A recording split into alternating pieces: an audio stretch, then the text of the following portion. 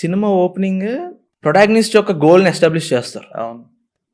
ఇందులో ఉన్న characters cinema ఇండస్ట్రీకి ఎంత కనెక్ట్ అవుతుంది అంటే, సినిమాలో స్క్రీన్ మీద కనిపించే రంగుల ప్రపంచం వెనుక ఎంత రియాలిటీ దాగున్నదో అని కళ్ళకు కట్టినట్టు చూపించారు పూరి గారు. అవును.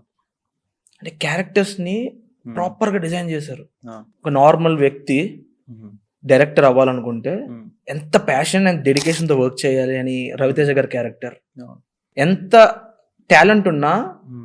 లక్ లేకపోతే పైకి రాలేము అన్నట్టు ఎంఎస్ నారాయణ గారి క్యారెక్టర్. మ్మ్. తన పిల్లలు అనుకున్న గోల్ రీచ్ అవ్వడానికి సపోర్ట్ చేసే పేరెంట్ లాగా రమప్రభ గారి క్యారెక్టర్. అవును. ఇంట్లో ఫినాన్షియల్ ఇష్యూస్ వల్ల ఒక గ్రూప్ డాన్సర్ గా వర్క్ చేయాలనుకున్న హీరోయిన్ క్యారెక్టర్.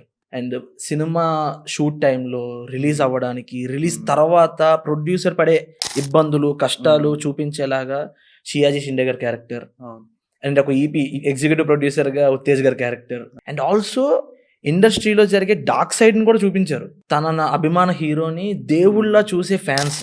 సాయిరామ్ క్యారెక్టర్ ఏమీ రాకపోయినా డైరెక్టర్ అయిపోయే ఇడ్లీ విశ్వనాథ్, బ్రహ్మానందం గారి క్యారెక్టర్. ప్రింట్ మీడియా వల్ల కానీ, మీడియా వాళ్ళు చేసే ఆర్టికల్స్ వల్ల కానీ యాక్టర్స్ అండ్ యాక్ట్రెసెస్ వాళ్ళ పర్సనల్ లైఫ్ ఎలా ఎఫెక్ట్ అవుతుందని కూడా చూపించారు సినిమాలో.